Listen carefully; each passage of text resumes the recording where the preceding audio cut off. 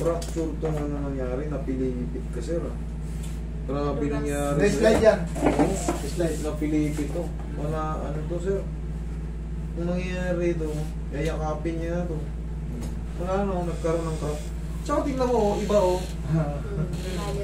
Oh. Para sure. Nabika kasi sir. Oo. Hindi, napilipit to. Nabasag yun. Ngayon, tignan mo yung junction. Oh. Ang layo. Tumahas. Pero kung naagapan to, ibababa lang itong gano'n, oh. Hindi. Ngayon lang kasi nakikita eh. Tingnan mo yung dito, oh. Ang layo, oh. Tumahas yung isa. Sus. Wala, hindi ko to kaya. Hindi kaya to. Pag hinata ko yung ano mo rito, pero kung yung bago pa, isahan na lang to. Dito, oh, gaganunin niya. Kung sana yung crack niya. Ang gagawin ko dyan, technique. Pero subukan natin, ha. 3 years na, no? Magaling na tong basag na to. Subukan natin kung mapahaba pa natin, ha.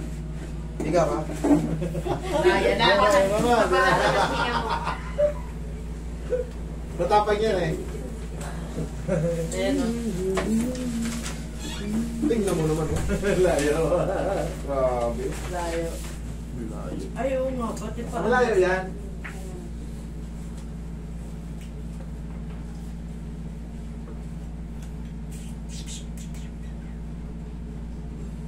Bakit kamay ang pinaano sa'yo? Ha? Bakit kamay to? Ay, nagkahalo. Nadaan na, Aileen. Ito yung cut. Ayan. Ipagulo. Hindi, yan yan. Siyempre, kaya marunong tayo magbasa, kamay yan. Yung result, kamay yung result. Ay, Dalawa Isa sila lang na eh. Sabayan sila eh. Ayan, oh. Old fracture deformity. Ayan. There is an old fracture deformity with callus formation. Okay. In the right proximal femur, joint space or soft tissue area. Okay. Nagkaroon, yun yung old fracture. Ngayon, ang susubukan natin dyan, tignan natin kung may tutulak natin sa singit niya. Kagad. Tinatakot mo. Malahimik ka nga. Tignan mo kung gaano kalayo. Malayo. Tres. Halos. Yikes. Oh, kaya pala mukhang malungkot si Sir. Isang halos ano ko. Isang tag ko. Isang hilalaki ko.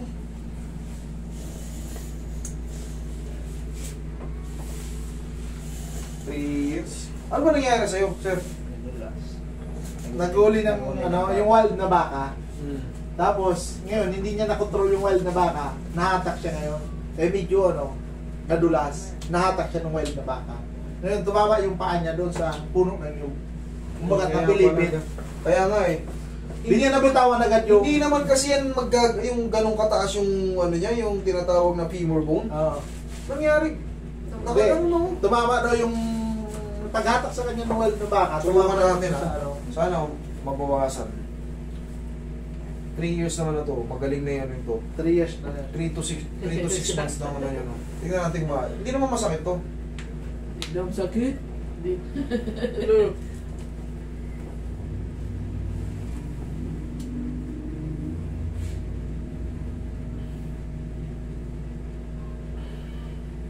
Sakit na.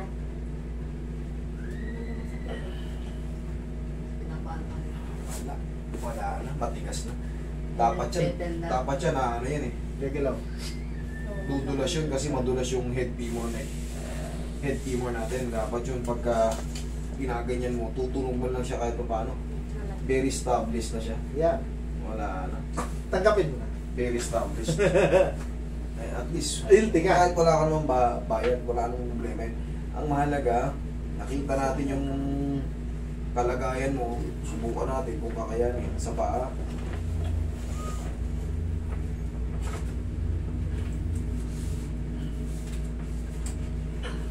Dapat yan, tudulas na yan eh.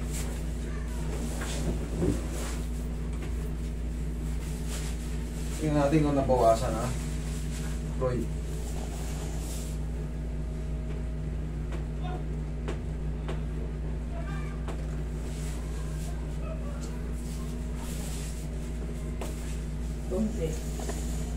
Wala ka, piranggot.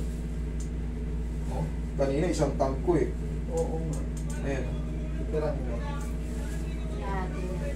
Dinaga pa nun. Huli na. Kaya mo na.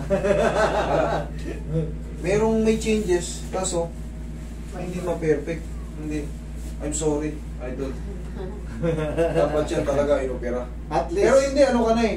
Dayain mo na lang sinelas mo. Takong ka rito. Para pantay. Okay? Idol, I'm sorry. Okay? Magaling mo kahit wala ko. Sige pa sa loob. Okay lang. Wala na